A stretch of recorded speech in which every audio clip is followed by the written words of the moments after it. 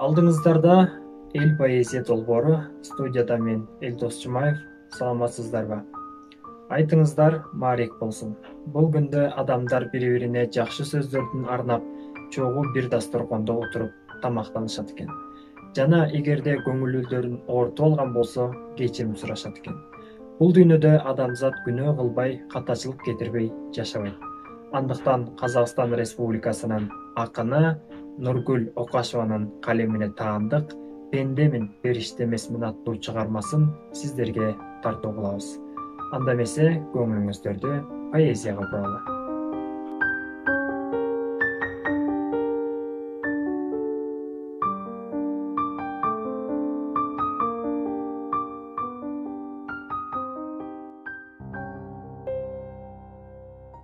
Пендемин, периште эмеспин. Унаткан, жылаткан, жек көрген. Алдамшы адамдар, алдамшы күлкілер бетпердем. Алланын илимин азыраак эскерген, сайтанның бүлөгүн кош көрген. Акылдан жеңилип, сезимге серт берген. Пендемин, периште эмеспин. Табанын тайдырган тоорго талпынып, бир бакыт издеген таусылып, шагырып. Пендемин, периште эмеспин.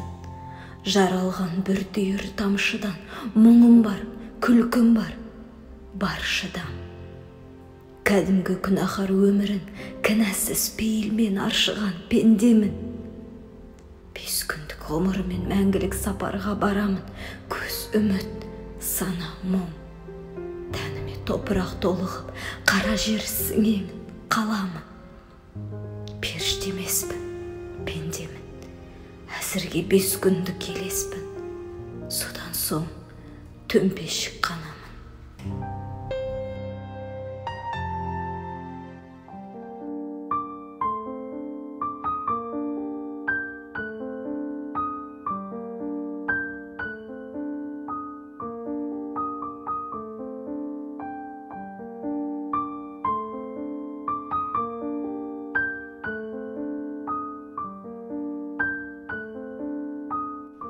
Мына ушундай достор, жаңылбас жаак, мүдүрүлбөс туяк болбойт дейт.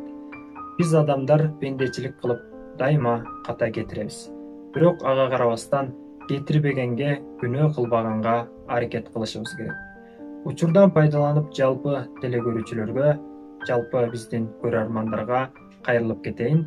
Эгерде сиз поэзия окуганды жактырсаңыз, акындардын ырларын дайыма окуп жүргөн болсоңуз, анда биздин төмөнкү Instagram баракчабызга же болбосо WhatsApp аркылуу бизге кайрылсаңыздар болот. Балким кийинки эфирде сиз чыгып калышыңыз толук ыктымал. Сиздер менен Элдос Жумаев алып баруучулук кызматта болдум. Эл поэзия долбоору. Саламатта калыңыздар.